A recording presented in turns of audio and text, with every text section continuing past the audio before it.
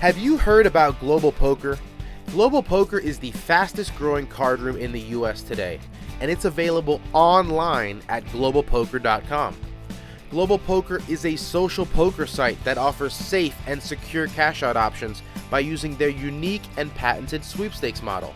Players can compete in big guaranteed tournaments, jackpot sit-and-goes, or cash games featuring Hold'em, Omaha, and even Crazy Pineapple. Don't wait. Check out Global Poker today. Poker Stories is an audio series that features casual interviews with some of the game's best players and personalities. Each episode highlights a well-known figure in the poker world and dives deep into their favorite tales, both on and off the feld.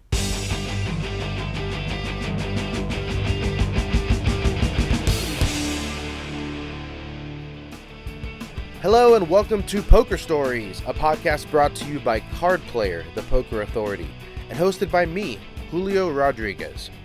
This is episode number 58, featuring 2014 Poker Hall of Fame inductee Jack McClelland. Now, I didn't originally plan it this way, but with Matt Savage as the last episode, this month ended up with a kind of a tournament director's theme. Just like Matt, Jack McClelland was also a competitive bowler before he got into poker, but after moving to Las Vegas in 1976, it was all about the cards. He started at the very bottom, emptying ashtrays and running chips, before eventually becoming a dealer, a shift supervisor, and later a tournament director. Jack has run tournaments all over the world, most notably at the World Series of Poker for most of the 80s and 90s, and at Bellagio from 2002 until he retired in late 2013. Jack has stories for days, and during this episode you'll hear about his interactions with the Binion family, the penalties he had to give guys like Scotty Wynn and Men the Master, and the $300-$600 stud hand against Sarge Ferris that basically ended his playing career. Did you know that Jack's first wife was even a WSOP bracelet winner, and that he even had to make a ruling against her in the event? You'll hear that story and plenty of others during the podcast. Anyway, that's enough intro. Here's my conversation with Jack McClelland. I'm here with Jack McClelland. Jack, how you doing? Great. Health-wise? Better than I have been in 20 years. Yeah. So for those that don't know, you had a health scare a few years ago. A transplant, huh? Heart transplant. Everything's going well? Doing real well. Stronger than I was 20 years ago when I went to Russia to do a tournament. Yeah. Oh, well, is that when the trouble started, do you think? Yeah, I caught a virus in my heart. They can't spell FDA in Russia, let alone have one. Wait, the virus caused the heart problems, or it Yes. made you aware of the heart problems? No, it was a virus that affected the pumping action of your heart, and it wasn't the arteries like most people. Mm-hmm. I mean, back in '94 when I weighed 330, you'd say, well, this guy's going to have some artery problems. Mm-hmm. But mine was in the pumping. Never had a chest pain, nothing. Walked around for 11 months, the kind you just drop dead from. Wow. And so I kept getting lucky, and they finally figured it out. By the time they figured it out, the virus was gone, but it had done the damage to the pump. So they basically said you were a time bomb. My heart was getting big. By the time they finally found it, my heart was just about ready to pop, and I knew almost zero about. I knew about as much about the heart as I do about Badoogie, and ejection fractions. In a normal person are like 40, 50, and if you're on like 22 or less, you're supposed to be on oxygen full time. And I was working tournaments 14, 15 hours a day, and mine was at 15 when they found it. So I was dancing with the devil. Yeah, this was at the peak where you were. I remember you were hosting, or I guess emceeing these final tables for the World Poker Tour, and spending hours and hours on your feet calling the action. Well, it's not so much that; it's the 28 days leading up to it. Of course, you work at 18 hours but a day. Towards the end of the series, you were Mr. Iron Man at the end there, going hard. Yeah, one of Steve Lipscomb's favorite lines where I walked in one day. We had our huge tournament, the one that I think Carlos won for like $4 million for his place. WPT Championship. Yeah, and I was so tired. We went to the TV show, and I walked in and I said, "Where's the makeup?" He says, "I love it when a man asks for makeup." So you ate it up, huh? Being on TV and being the guy on the microphone. I enjoyed it, but I mean, it was just it was part of the job. Yeah. Well, let's go back to the beginning. Okay. 1951, McConnellsville. Yes, sir. Well, tell me about McConnellsville, Ohio. I see you're wearing your OSU gear. I know you're a big Buckeye fan. Big Buckeye fan, yeah. You and Sexton. I actually grew up in Gloucester, which is about 25 miles from there, close to Ohio University, and went to high school, and wanted to be a pro bowler and a basketball coach, and I was out there bowling about the time when they were all cheating, and cheating at bowling. Yeah. Oh yeah. How do you cheat at bowling? Oh, they loaded up balls and had mercury and soaked them. I was out there with like a wooden golf club, and they're all using super titanium things. Yeah. They're having the ball break out 3 feet and go whack, and mine's going down there going. It's interesting. I just interviewed Matt Savage for the podcast, and he was also a former pretty serious bowler. How good were you? I cashed 4 or 5 times on the PBA tournaments. In the Professional Bowlers Association? Yeah. Wow. Okay. So I was just good enough to stay broke and barely smart enough to realize it. Well, from what I understand, a lot of the people on the PBA are broke, even the winners. Well, the first 3 years when I was bowling like part time because they had a league called the Ohio Tournament Bowlers Association. So like every 2 weekends, you could go someplace in Ohio and bowl for a pretty good thing. And then they had regionals, and they had a couple, 3 or 4 big tournaments a year come through. So I was bowling 10 or 15 fairly big tournaments a year. Yeah. And you could just see the 3 straight years, the rookie of the year retired because he couldn't break even. Oh, man. I mean, the top 3 or 4 guys made 6 figures back then, late 60s, early 70s. Everybody else starved. Yeah. It was like kind of being a satellite bird, on the rail waiting to get to satellite. Well, what were some of your glory stories from that time? I mean, did you ever have any amazing games and wins, or any hustles that netted you some big scores? Oh, who would ever hustle? Nobody likes to gamble. But I bowled in what was popularly known back then as a brickyard, where it was really hard to score, and the place was open 35 years. There was never a 300 thrown there. Wow, just conditions were that bad? It was just tough. It was just a tough place. I had a 299 once, and there was 3 700 series. I had 2 of them, so I was proud of that. For a small place. Yeah, you still get out there and throw the ball at all, or? No, nope. I refocused my life. I got one goal in life now. What's that? It's something to do with the bracelet. Oh, okay. There you go. So we'll get back to your playing in a second. In McConnellsville, what did mom and dad do? What did brothers, sisters? My younger sister, she got she ran a poker room and did some stuff out west here. And my older brother and sister, they were both in their service. My father worked in a machine shop, and my mother ran like a country 7-Eleven, like 16 hours a day, 7 days a week type thing. Like the convenience store. Yeah. Oh, that's cool. And from what I understand, your grandmother was the one who kind of introduced you to poker? Yeah, they used to have family games. And back there, they played 6-card stud back then. Okay. That was the game. It was 2-cent ante, nickel limit. I stayed broke until I was 10. I couldn't learn how to throw a hand away. Just chasing all the way to the end, huh? I didn't have, we didn't have any histories on the computer to look at. No, of course, yeah. You played till you got broke, and then you played till you got broke, and then finally you said, I'm tired of getting broke. Let me do something different. And Grandma was pretty ruthless, huh? Hey, it's poker. You got no friends in the poker game.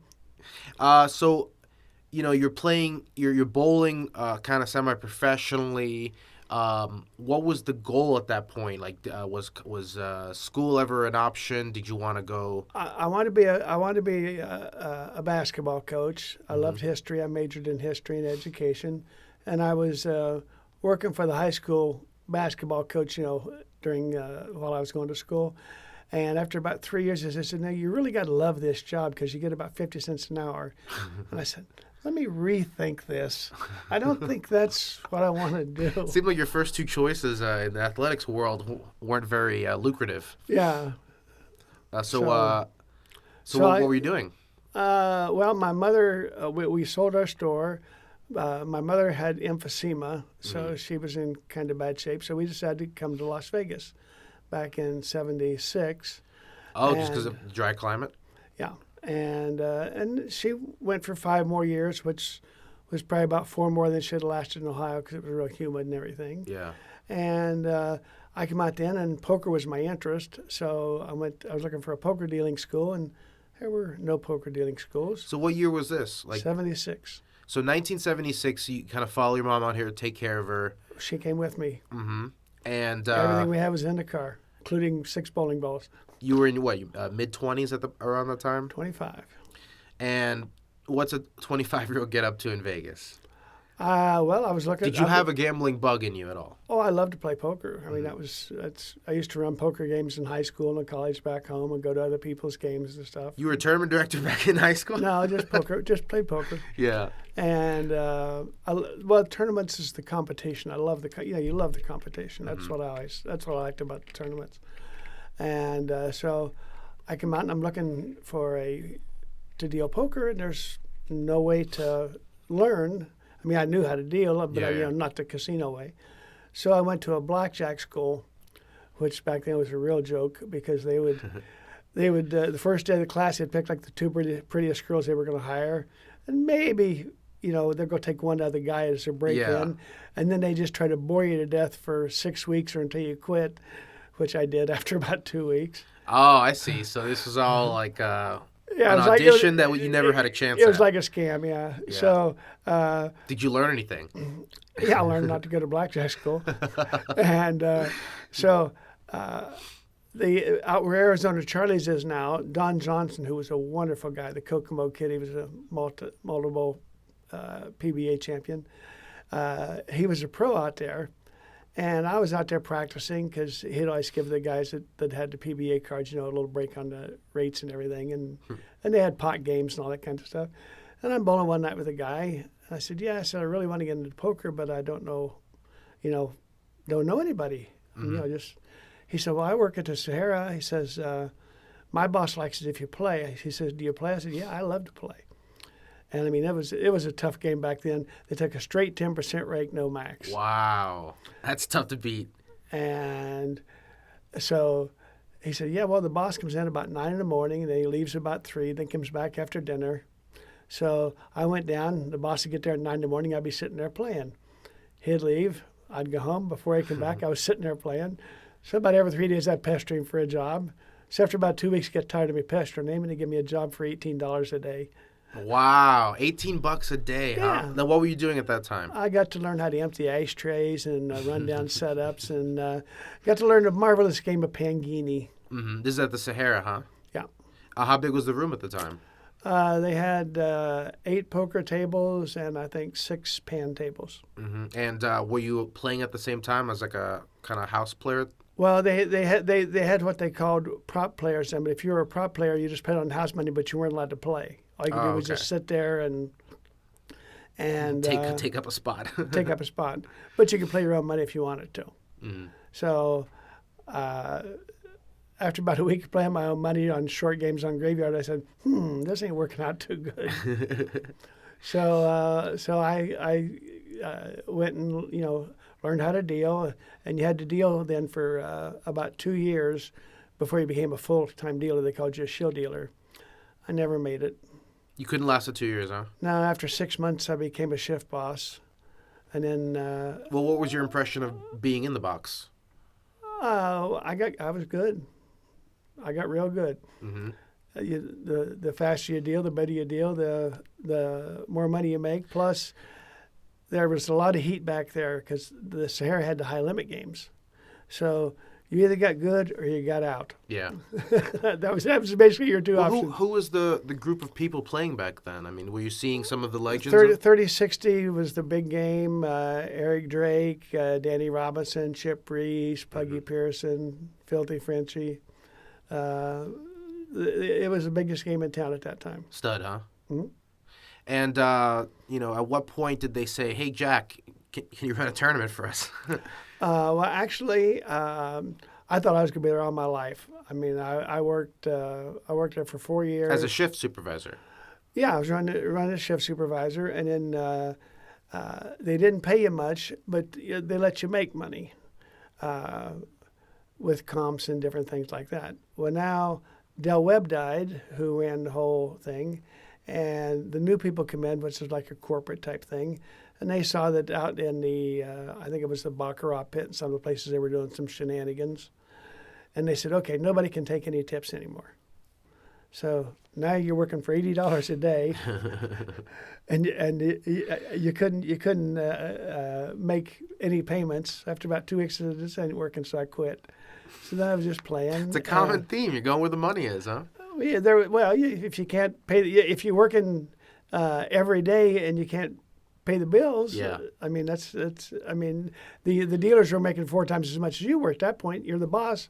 What sense of being a boss if you can't make as much as dealers? Exactly. Because you got all the responsibility. So. I heard you tried to start a business around that time. No, not really. No business. Eric Drake called me and said, hey, you want to run a shift at the World Series? And I said, sure. So I went down and one of his right-hand guys had his own people picked. So I said, no, thank you. I don't want a deal. So the next year they called back, said, you want to run a shift? I said, sure, I'll run a shift.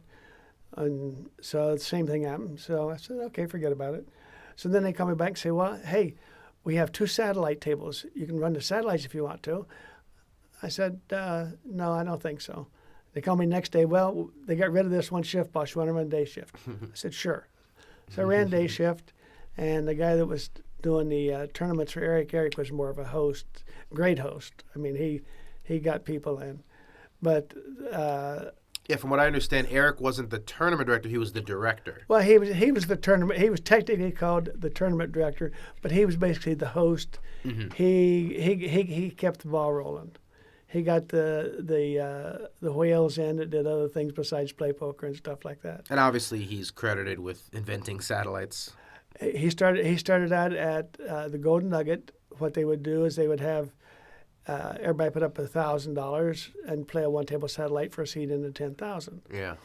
And so I went, and somewhere in the middle of the first year, somebody got in trouble or fired or whatever. So now I took over their job too. So I was doing like 14 hours a day, and I was like a gym rat. I just loved it. And at the end of the first year, the guy that was running the tournament, something happened to him. So the next year they said, okay, you want to be the assistant? I said, sure. So I was the assistant, and I was doing 18 hours a day. Well, then like 2 years later, they said, okay, something went wrong here. You want to run it? So I said, okay, I'll run it. So that was what I did for the next 37 years. Yeah. You just people above you keep going away, doing the wrong thing. Yeah, it's like being a warrior. You get promotion by attrition. There you go.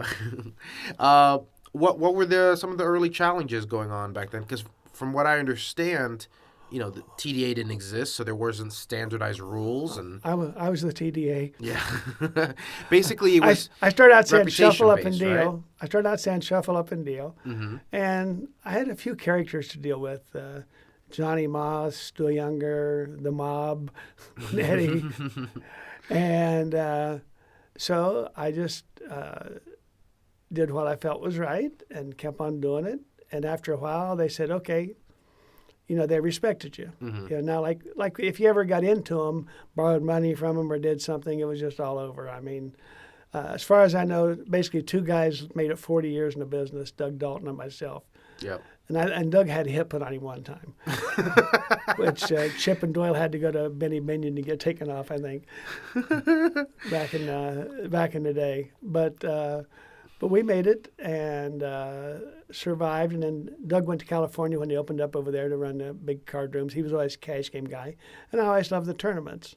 So then I started spreading out and going here and going there. I ran the tournaments at Commerce, and then I ran tournaments for Trump back in Atlantic City, and started going all over. And then in about '98, I'd been at the World Series for 15 years. And before we get to Bellagio, Before we get there, I want to talk a little bit about the series. That's what I said. In 1984 to 1998, I ran the tournaments. Right. So at the series, you were there you were there when Phil won his bracelet. You were there during the Johnny Chan years.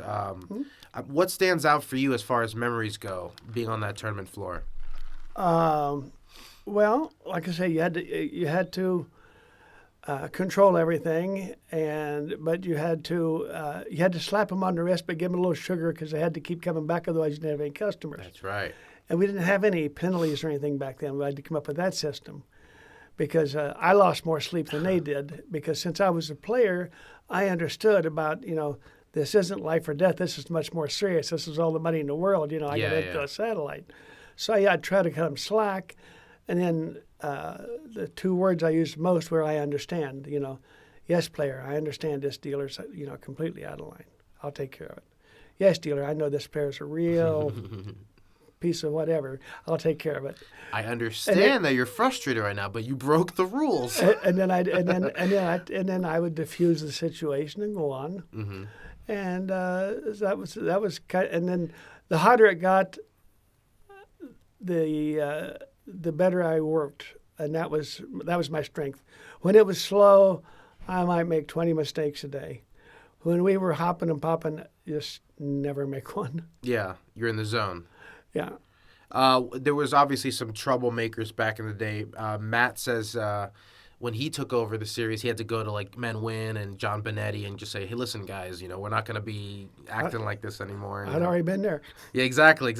So, I mean, you must have had your fair share of encounters. Was there anybody who gave you particularly more trouble than anybody else? Oh, a lot of them. Sam Grizzle was a pain in the ass. Sam, yeah. And Benetti, but Benetti was funny, but he literally couldn't help himself.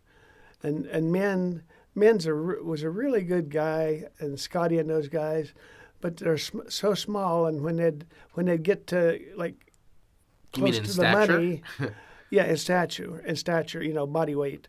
When they get close to the money, they'd have want to have a couple beers to loosen up and then get a little more aggressive, and then if they switched over and went to shots.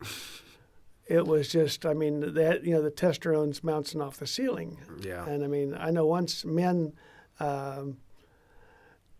he's heads up in a tournament for a bracelet, and he just whizzes the cards past the dealer's ear. They threw the cards at the dealer. Well, they went past it. They just went flying past your ear. Yeah. I said, "Men, if you do that again, I'm going to give you a penalty.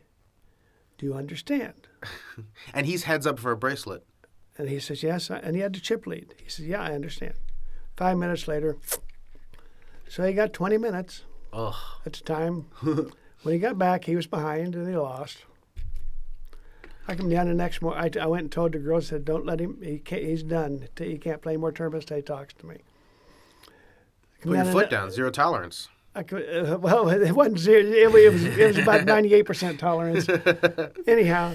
Next day I come in, the tournament starts, there's men sitting playing. I said, no. Pick him up. I just sent him home for the rest of the tournament. And he was fine after that.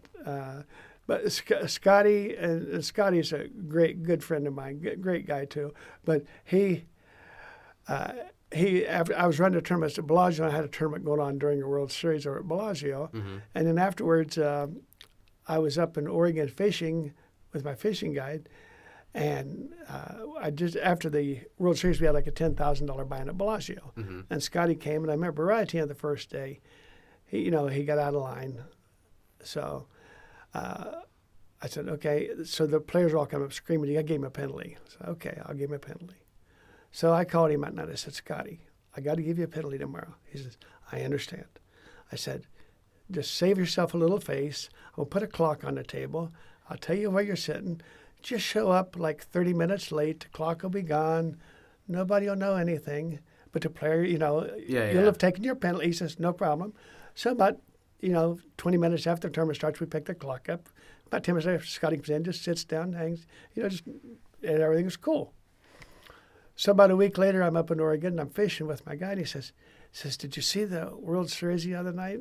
The horse championship?" Yeah, the 50K. I said, "No, I wasn't, I wasn't interested in watching it. I mean, like I said, Yeah, you were working the Bellagio. Why did you watch the Rio? I've been watching it for 40 years. Watching it for 40 years. You know, I that much I hadn't seen.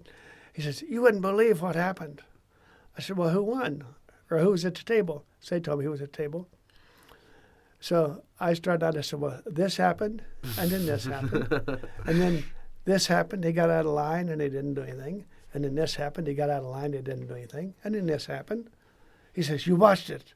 I said, "I lived it. I didn't have to watch it." Yeah, you've been around Scotty enough to know what happened. I knew exactly what had happened. And it was like, I mean, it's like, I went back and looked at it later. It was like word for word. You're like, okay, I think there was some Michelobes involved. That's great. Okay, so like during that time, what was your impression of the Binions? Jack Binion was a great guy. He was a hard worker. He was the businessman. His mother and father, his mother ran the gift shop and counted the pennies. And his father, everybody was a little bit pretty well intimidated by him. So, well, he's a scary guy. I probably never said 100 words to him in my life. And nobody talked to Ted because he was, you know, the black sheep type guy. Mm-hmm. And then the sister and her husband, they were never around. The husband really wasn't supposed to be on the property. He had some issues. And so basically we worked for Jack. And like I say, Jack was a great guy. And again, they didn't pay you anything, but they let you make money, you know.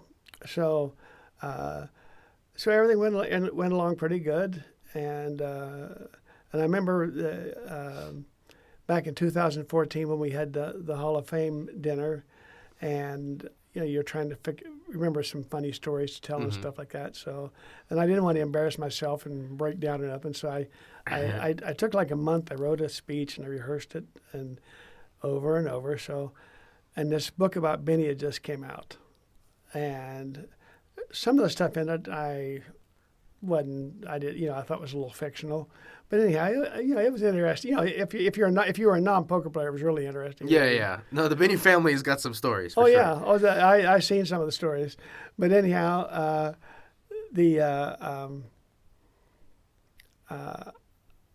I'm talking, and we're down at the Horseshoe. It was the Hall of Fame ceremony was at the Horseshoe that year.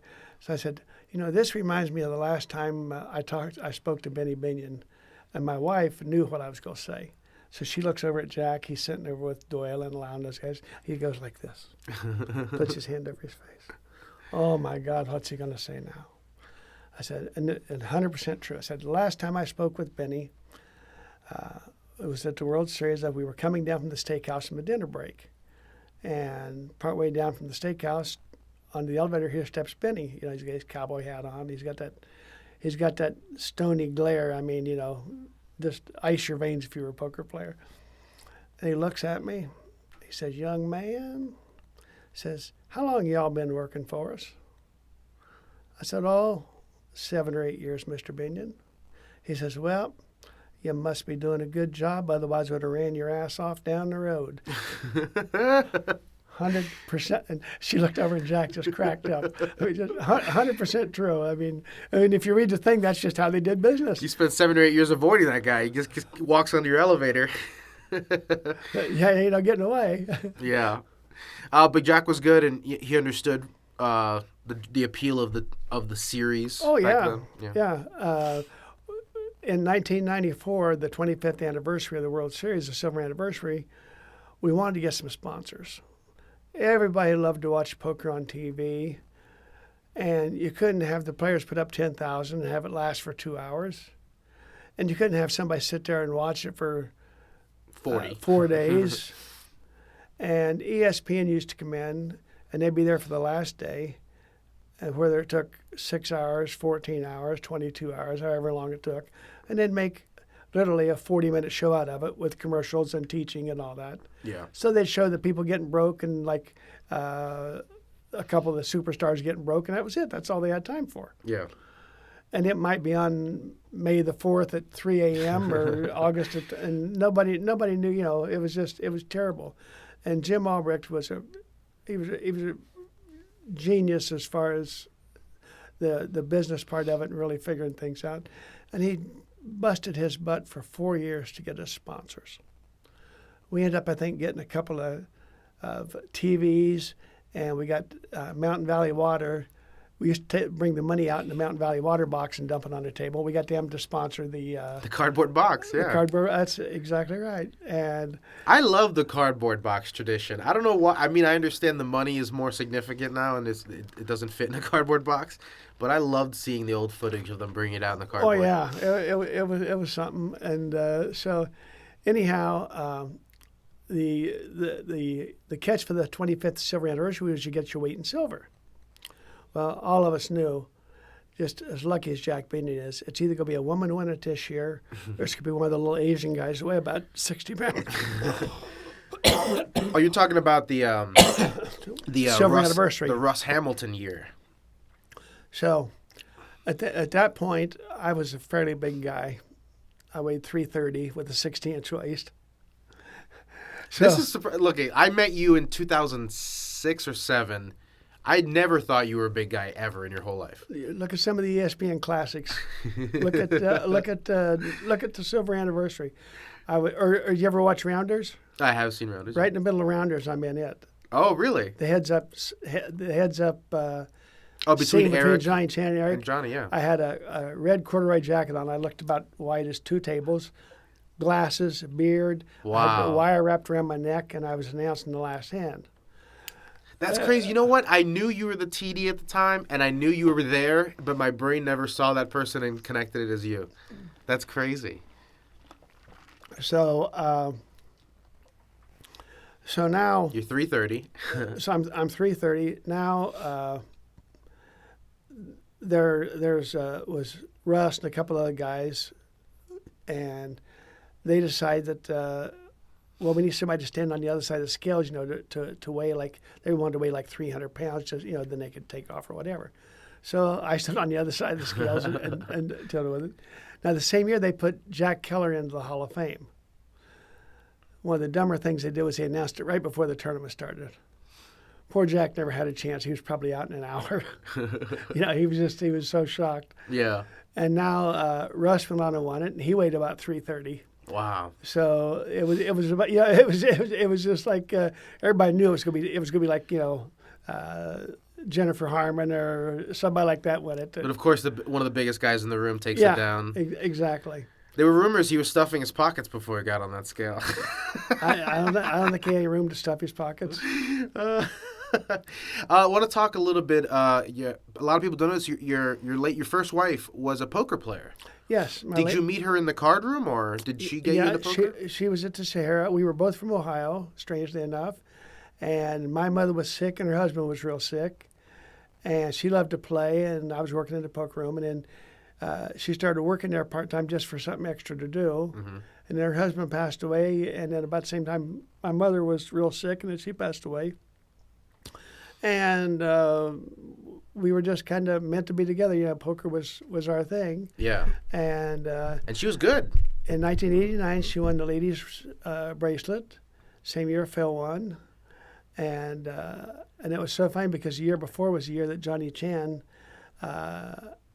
beat Eric Seidel heads up. And for the first time ever, they were showing the footage in the room on the TV. So I'd be working, a lot of hours. So she'd go up to the room and she'd just watch it over and over and over. How last hand Johnny flops the nuts and checks it twice, and then Eric moves all in on the end. And he has them, or whatever they say. He's gotcha or whatever it was. Yeah. So now she's playing the ladies tournament, and they get down to 5-hand, and they always want to make a deal. We'd always say, we're not going to make any deals. You win or you lose. The money's going to come and go, but the honor's in the bracelet, and if you don't win it fair and square, then it don't count. Yeah. So no deals. They got heads up. You want to make a deal? No deals. So her and the lady, really nice lady, that Adrienne Zoya, they were playing heads up, and they're going for a while, and so they're playing. The game then was 7-card stud. So it was so funny because the hand comes up and Adrian's low with a jack and Alma's got a queen, and she just calls. I thought, you don't do that stuff. You always raise on the. So she just calls. Now, Adrian makes open jacks, and she bets the maximum. And Alma calls. Adrian catches a 10. And all I see nothing but blanks over here. Calls. Makes open jacks and 10s. She bets. She calls. And I'm sitting over, I'm standing, I'm watching, I'm losing my mind. Yeah. What is she doing? Yeah, what's she doing? So now at the end, Adrian bets, and she's got half a bet left. So Alma looks at her cards, and then she had made a lot of mistakes over the years. So I said, always make sure you look at them twice. So she went back and looked at her cards again, and then raised all in, put Adrian all in. So Adrian's thinking and thinking. I'm thinking, well, I said, she had to make 2 pair, or there's no straight or flush. I said, even if she's got 1 pair of queens, it's not a bad bet because the other girl might fold and, you win. So Adrian finally calls. She's got the jacks and 10s. And Alma had rolled up queens and caught a queen on the river for 4 queens. Oh, wow. That's why she let her hang herself. And she looked over and said, Jack Binion, you owe me a bracelet. You owe me a bracelet. Oh. And a few years later, I didn't get to play much. I won one of my tournaments. I invented a series of tournaments called Heavenly Hold'em at Commerce. And I went over and I won the first tournament with Queen 4. She won with 4 queens. I won with Queen 4. A different game. Yeah, different game. Though I heard you had to give her a penalty once. I did. That was the year she won. Really? Hmm? So, was that weird at all? Like, your wife's in a tournament going for a bracelet, and you're overseeing it. I always told her. I said, anytime a decision comes up, you got to take the worst of it. And I don't think that was before the penalties. What happened was, at the end of the hand, she had 2 pair, and the other lady, Maria Stern, mucked her hand. But the dealer hadn't killed it yet, and the player beside her says, you got a straight. And Alma's already stacking the chips. So they turned the cards up. She's got the straight. The dealer hadn't killed a hand. Mm-hmm. I said, she gets a pot. Cards speak. This was the dealer should have killed a hand, but he didn't. So this is probably about 5 o'clock in the afternoon. Dinner was not much fun that night. Yeah. I can imagine that was a pot she wanted to have. She was not happy with me. So anyhow, she came back and she won the tournament, and that was the highlight of her poker career. Yeah. So you work in the series that ends in 94, 95? 98. 98, I'm sorry. And at what point, why did you decide to leave the series? Was it just because greener pastures? Jack Binion and his sister took the casino over. Okay. Nobody was going to work for her. That's what I was trying to get to. The idea was that the Binion family had restructured some things. Well, what happened was Jack had built his casino in Mississippi, and back then... in Tunica, right? In Tunica, and there's a beautiful, beautiful new casino. Gold Strike? No, it was called the Horseshoe. That's right. I'm sorry. And he said that, I always wanted a light place. I always had a dark place. Mm-hmm. And back in those days, there was a guy started out playing pool with Bobby Baldwin. They ran into like 40 million Archie Karras. Mm-hmm. And his goal was to be Jack's partner. And he wanted to play, he'd go shoot craps, and he wanted to play poker, but only heads up. So he'd play for, hours against Doyle or Chip or Johnny Chan or whoever. And he was just beating him to death. And so Jack had stake him a little bit here and there. And now Archie finally started losing at the crap table. And then now he comes steaming over to the poker table. Now we don't want to play heads up. We want to play a ring game. And she wasn't happy with Jack. It was like, he's dumping all this money, taking the money out of the casino, whatever. So anyhow, when they made a deal and it left, he gave her this one, and he took the one in Tunica. And nobody wanted a World Series. He didn't want to take it to Tunica. He didn't think it would work. And everybody told her, you don't make any money with the World Series. That's the worst thing you can do. There ain't no money in it. So Jack had always told Jim Albrecht, if it ever comes up for sale, you guys get first crack at it. So Jim was pretty sick at the time, and my wife was sick. And so Jim called me and says, well, you want to buy it? I said, well, I don't know if we can get the right price. I said, he said, what do you think it's worth? I said, with me and you running it, maybe a couple 100,000. Without us running it, it's, not worth so much. So anyhow. That's bonkers that the World Series could be worth so little. There was nothing. I mean, there was no advertising. Our rule for the 94th silver anniversary was you can do anything you want to advertise the series. You just can't spend any money. Yeah. So, I mean, it's only hard. Social media had been around back then. Yeah. So anyhow, Becky was mad at Jack at the time, so she didn't talk to him for 3 months because they were arguing over something. So Jack comes back and says, guys, I can't even get her to talk to me. And Jim had got sicker by that time. My wife was sicker. We said, okay, well, just forget about it. Yeah. Well, now a few months later, some of the guys come around. Well, I'll give you $500,000 for it if you let me take it someplace else and this and that. Well, gee, maybe it's worth something. So I remember the first year after I left, and she was in possession of the casino. They cut the World Series in half because you never make any money. After that first year, they saw that was the only time they did make money. So then the next year, they made it 3 times as long. And now it's evolved into like 80 events or whatever it is. Yeah, it's getting up there. Yeah. Getting pretty close to 80. So, but anyhow, it was an interesting time. And meanwhile, they're building this giant lake in the middle of the strip. Yeah, like I say, I retired I didn't retire. I was running tournament. I ran the big tournaments over at Commerce to start with. I went back and ran some of the first big tournaments at Foxwoods and places like that, New Jersey. So you were basically a floorman for hire for a few years. I was a freelance tournament director. I was, I used to just have my own contract. I never,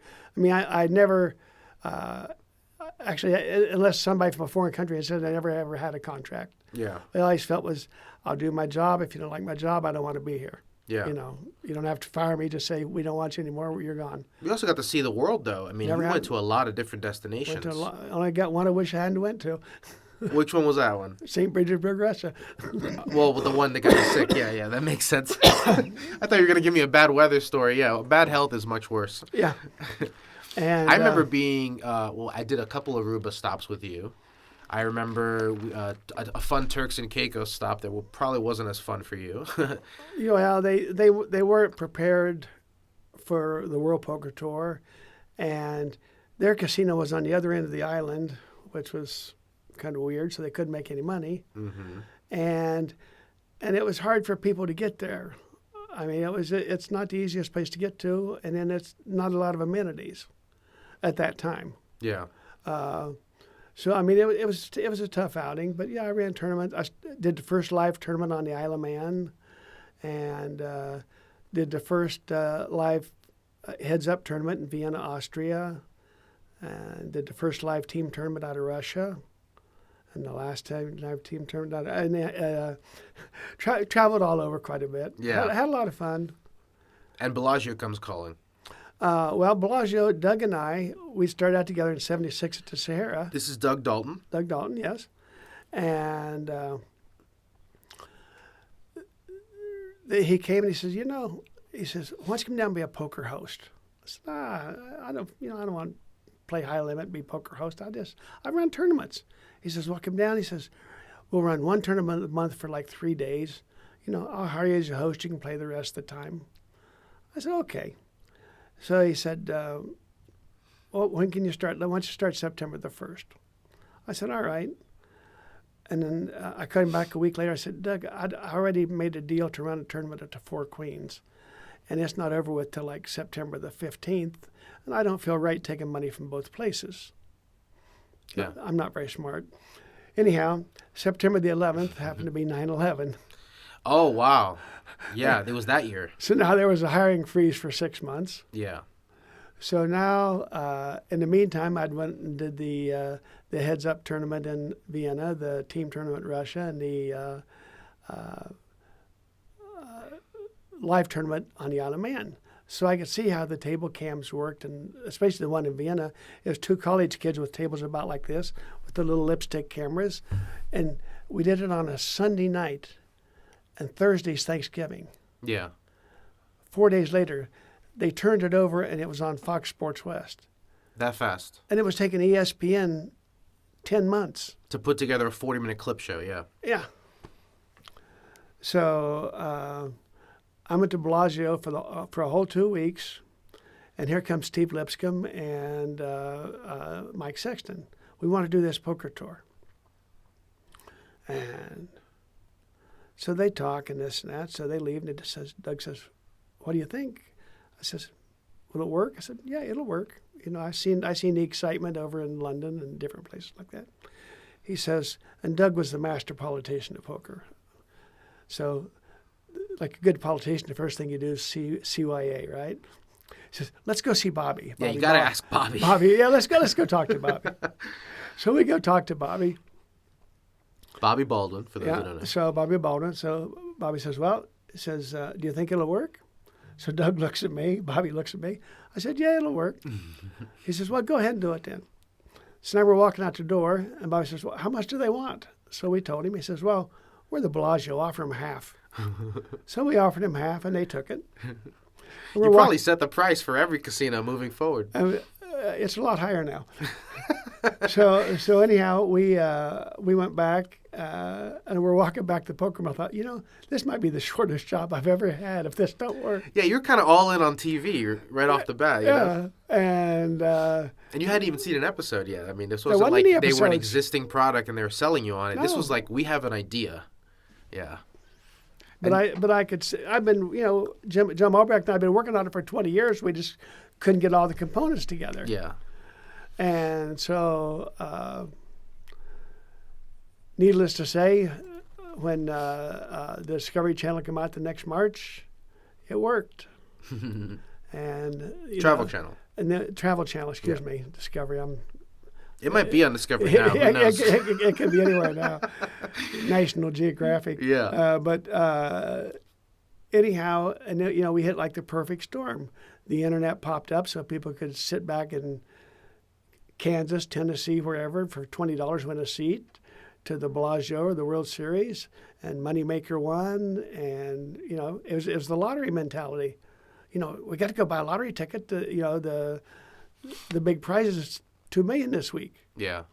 And I mean, the people are winning every week more than the Kentucky Derby winner.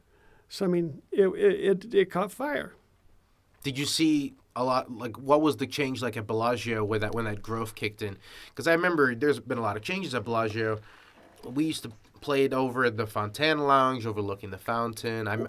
My first summer, actually my second summer working for Card Player, I think I spent the entire summer in the Bellagio just covering the prelims and the main event there. I think it was the Kevin Sawyer. Working alongside you in that little back room back there with the... Yeah, it was good. We built it. I mean, there were like when I ran the tournaments for Commerce for 10 years, and I think they had like 200-300 tables, and they had like one no limit game, and they had to hire 20 props to keep it going. Mm-hmm. And so Steve Lipscomb and Mike come and they want to sell this tour. So after Bobby says, "Okay, let's do it." So we went back to him and they said, "Okay, we're going to do it." He says, "Well, we need some help. We need to get a few more stops." So I called Jim Barbeau over at Commerce. I called a couple other casino people that I'd worked with. I said, "Guys, you got to do this." Doug called Bruno Fatoussi in France. He called... That's how Aviation Club came on, right? That's how the Aviation Club came on, and Doug got... Bay 101. I forget who all he got 2 or 3. I got 2 or 3. They got 2 or 3, and we had a tour. Yeah, it was that simple. And Bellagio was obviously heavily featured. It hosted the season-ending championship. Yeah, and I didn't want it to be the same as the World Series, so I made it a $25,000 championship, which they thought was crazy. And they said, "Oh, you're nuts! You won't get 20 people." And then on the 5th year, we had 655, and I was saying, Doug, because at Bellagio we had a limited amount of space, and the buffet I think closed at 10 o'clock, and they wouldn't even hold seats for us, so we had to quit like at 8 o'clock at night, so the players could at least have a chance to go eat. And so something that not every casino does, by the way, and I think that's why everyone loves the Bellagio so much, is because they break for dinner. So we did all that type of stuff, and so when it's 6:55, I said, "Doug," I said, if we get up to 1,000, we got to go to a $50,000 or $100,000 buy-in because we just can't take care of the people. Yeah. And then naturally the government got involved and the bubble burst, and that was the end of that story. But now, obviously, 25Ks are an every month situation. Oh yeah, I had the $100,000 first $100,000 order too before the alpha thing came up and all that. Mm-hmm. They said you're crazy. Yeah, I know. They're crazier. They're the ones putting up 100,000. So let's talk a little bit about the changes you've seen over the years. I mean, it's got to be night and day as far as player behavior at the tables and stuff like that. I mean, you must have some horror stories from what you've seen. Oh yeah, there's a lot of horror stories. Like I say, the penalty system was what finally worked, Mm-hmm. because they did it to theirself. I would say, if this happens, this happens. 20 minutes, 40 minutes disqualification. 20 minutes hurts. 40 minutes is crippling if you're close to big money, and disqualification is, the death penalty. Yeah. And they quieted down. I couldn't get any workers. I mean, I had some really nice dealers. The players would just abuse them so bad, and you talk to them and it didn't make any difference. And I mean, like even over at Commerce, I mean, if you were playing Hold'em back then after they changed, if you didn't speak Chinese or Vietnamese, you didn't have any chance in the game. And if you played stud and you didn't speak Armenian, you didn't have any. They're talking all the time. Of course, they're discussing the weather. They're not just saying, nothing to do they're not with saying I cards. threw an ace away or nothing. Yeah. But I mean, it was just brutal. Actually, I was talking to somebody about that at the table, and they said the English-only rule was racist. And I was like, how do you expect to prevent cheating if you don't have a standardized language? One of the funniest things I ever heard over at Commerce was one of the dealers says, I don't get this game. It's the only game that we have that's not broken English. Everybody can talk. Everybody can speak. It must be low ball. Yeah, it must be low ball. All right. We're going to get through some rapid-fire questions, if you don't mind, here. Let's talk a little bit. I asked this of all the legends who come on the podcast. Who's on your Mount Rushmore for poker? Your 4 names that belong up there. Players, industry people, whatever you'd like.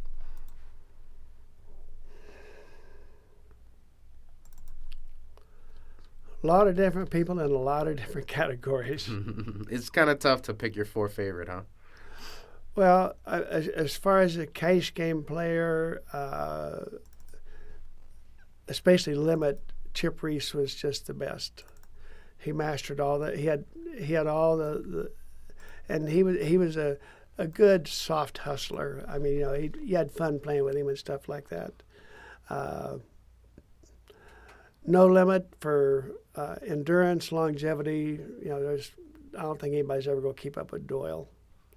I mean, I think he says he's finally retiring, but I don't know. Yeah. But I mean, he's in his high 80s. Well, how many times did you try to retire? Yeah, a bunch. And he's, still out there playing these 25-year-olds that have, by the time they were 15, they looked at 27 million hands on the computer. And they don't make many mistakes, and he's still holding his own most of the time. Tournament-wise, in button games, Phil Hellmuth, I mean, obviously he's got the bracelets. Showmanship and great player, Daniel Negreanu. And there's just so many. Everybody's got their specialties. The high-low split players, the Billy Baxter, Mr. Deuce to 7 for forever, and there's so many nice people I met. You remember some of the rotten apples you met, but over the years, it's a great community, a lot of good people. They have a lot of fun. They love to compete. They want to get to one-upsmanship, get the best of it. And that's how all the rules come up, because everybody knows all the players knew what was best for them at that moment in that game. And you had to decide what was best for the game, what was best for the casino, what was best for the players, what was best for the employees. You had to make it all work together. Exactly. And that was what I was best at. So, and one of the proudest things I had was I was in the business 37 years, and I never had a gaming violation, never had a gaming complaint, I never had an employee go to human resources or nothing.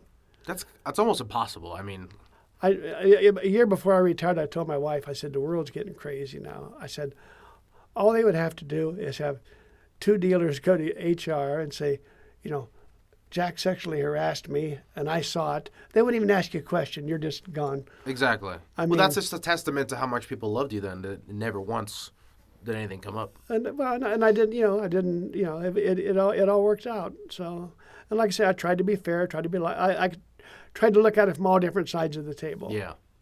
Yeah. I think it helped that you were a player first. Speaking of which, what was the biggest pot you've ever won or lost? Cash game or tournament? Whatever you'd like. Your choice. Equity in a tournament or? Actually, the biggest tournament I ever won was that first little one at Commerce. It was a $200 buy-in tournament, and I won $35,000. Yeah. What was the game? Limit hold'em. Limit hold'em back when limit was king. With 8J and rebuys, and I didn't make rebuys, so it was fun. My wife Elizabeth, we'd just got engaged. I said, I'm gonna go to Commerce and play in a tournament for 10 days. She says, well, don't lose. I said, okay.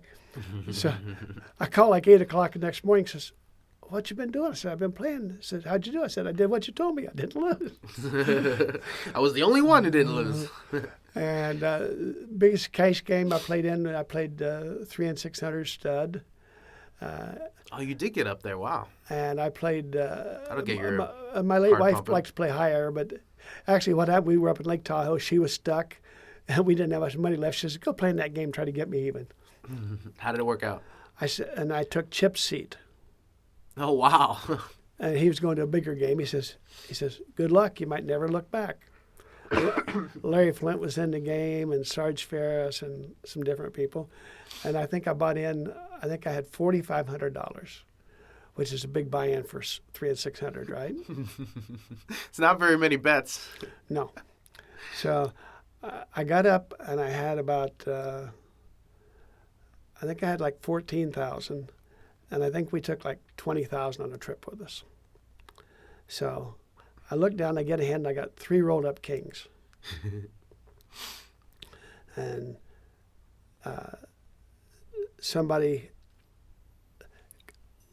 Sarge limps with the deuce. Somebody comes.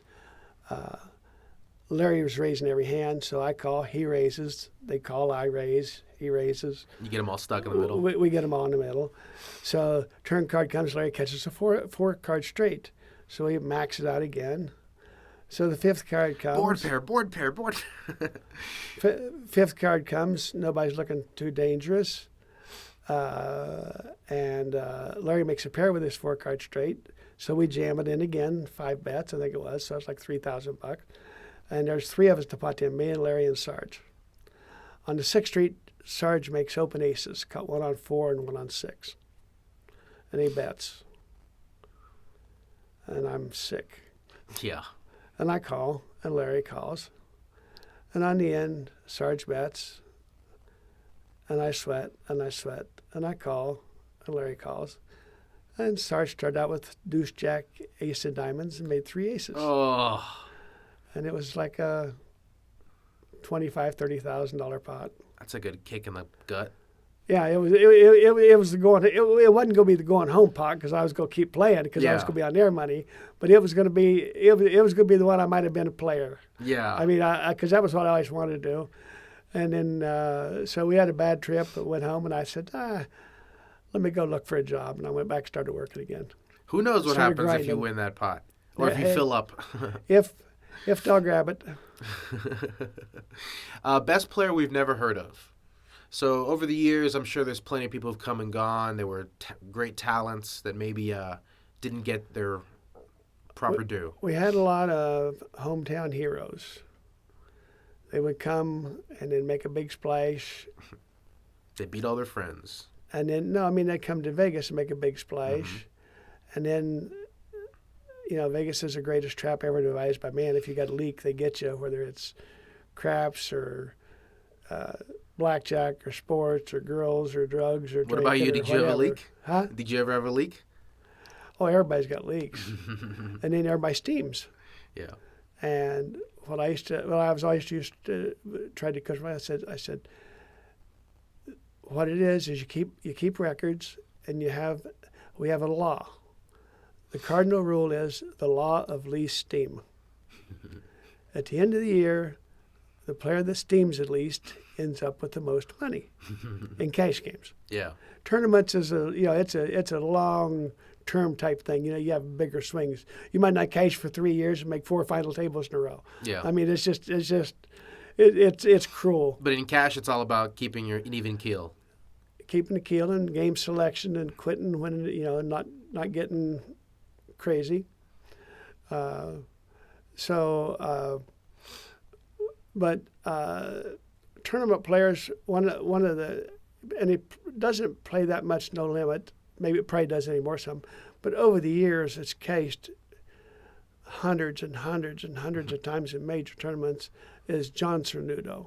Yeah. I mean, he's just awesome. Actually, Miami John, I talked to him at the Venetian recently, and I told him I got to get him on this podcast. Another interesting story. That guy was a air traffic control operator for a while. Got laid off. Yeah, which is one of the most stressful jobs you could have, I guess. But well, playing poker's not so easy. Yeah, I don't know about running tournaments at when, Bellagio. when your feet swelled up and you're sitting there for 3 days trying to get even. Yeah, especially the conditions you did it under. And one of the great foreign players that you hardly ever don't hear too much about is Chris Bjorn. Yeah. I mean, if you look at the number of caches and the number of wins he has, it's always such a class act. Mm-hmm. Another foreign player like that, Marcel Lusk, always dress, just classy people. Mm-hmm. And the amigos from South America, Humberto Brenes, Max Stern, and Jose. I mean, they were great. They were great for poker. Yeah. And there's just a lot of really, really good people, good solid players, good. Like I say, if you're playing cash games, you don't want to give away nothing, and when you're playing tournaments, to win you got to make them spin. Yeah, I like that one. What was the worst job you had before poker? I worked a summer at a factory where my father worked. It was called Clevite back in Ohio. And what they did was they made like the little copper wiring for radios or for, space shuttles or whatever. And the way that you made it was they would have these big rollers, and you would shovel this copper in, and it would melt at 8 zillion degrees or whatever.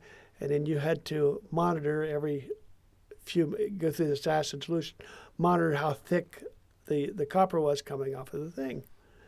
And every little paper cut was like the end, and it was a miserable job. Yeah, that sounds awful. I said, I don't think I want to do this. Shoveling coal? Oh, I'm sorry, shoveling and keeping track copper? of it and breathing that stuff. I mean, it wasn't going to lead to a long life. Yeah. The good thing it was just a summer job.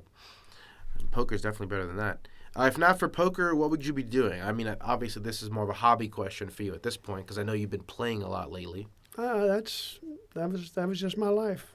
Mm-hmm. I was fortunate to be able to.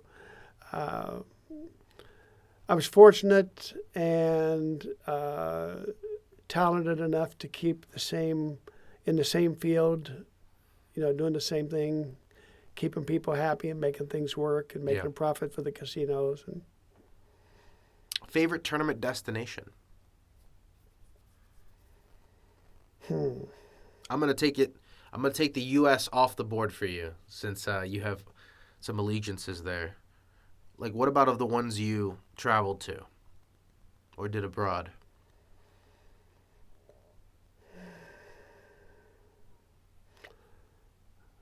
I don't know. I still love Aruba.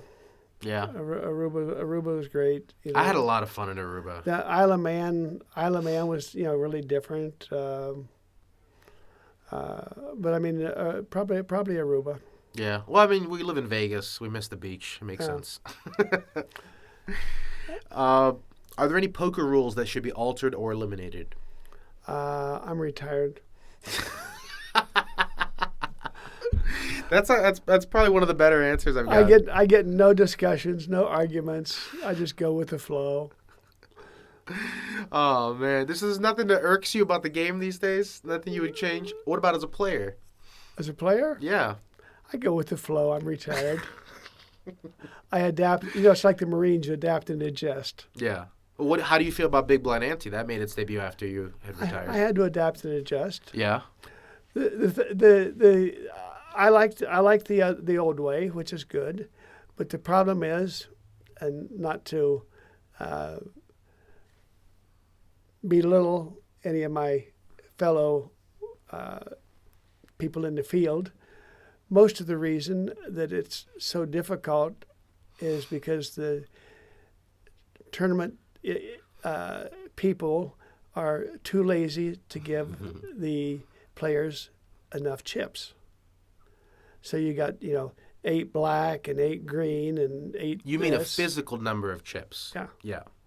And so, like, the high-low split players really bring it to your attention. So I went to where, like, if I had a high-low split tournament, I'd give them, like, a stack of green, a stack of black, a stack of 500s. It's just amazing how much better it goes. When you got to make change every hand, and then you got somebody that just lost a pot, or they're on their phone and with outer space, and they forget the ante, and you got to. It slows it down. So it's faster. You get out a lot more hands. It's easier on the dealers, easier on the players. It's a little different style. You got to make some adaptations. Yeah. But it's it's like everything else. It evolves. I mean, they start out playing 5-card stud, and you get to where the producers, they got to feel like they have a chance. Yeah. Otherwise, there's no game. If you can't never win, or at least have the illusion of winning, there's what sense of playing? I mean, people still do. They still shoot craps. They still play slot machines. But they got to have an illusion. Yeah, but there'd be of less winning. so if they saw the odds Exactly. in front of them. So that's why they went from 5-card stud to 6-card stud to 7-card stud to Hold'em to Pineapple to Omaha to Badoogie, Badesi, whatever it is now. Deuce to 7 with the Joker. Raz Deucey. Yeah. Pot limit stud I low. Yeah. Well, pot limit stud it's a different art. It's more of a European type game, or half pot limit. That's just a different bird. Yeah. But like I said, you got to feel like you got a chance. Otherwise, nobody's gonna play. We end the podcast the same way every time, with a question from the random question generator. Are you ready? Okay. Yours is, have you ever slept outside? Yes. I haven't. What was the situation for you? Well, back when I was in Ohio, we used to go out sometimes and camp out. And I remember the one night I'll never forget camping out. We're camping out, and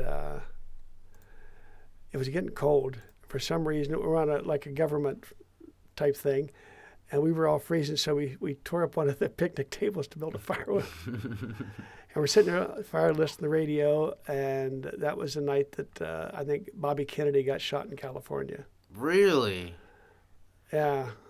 And I just never really went camping after that. Yeah. Not much of a camper, huh? Well, I mean, it just took something out of it. You know? Yeah. Well, anyway, Jack, thank you so much You're more than welcome for coming on the podcast and sharing those stories. Anytime. It was a true pleasure. If you come up with anything new, just ask. All right, perfect. Okay.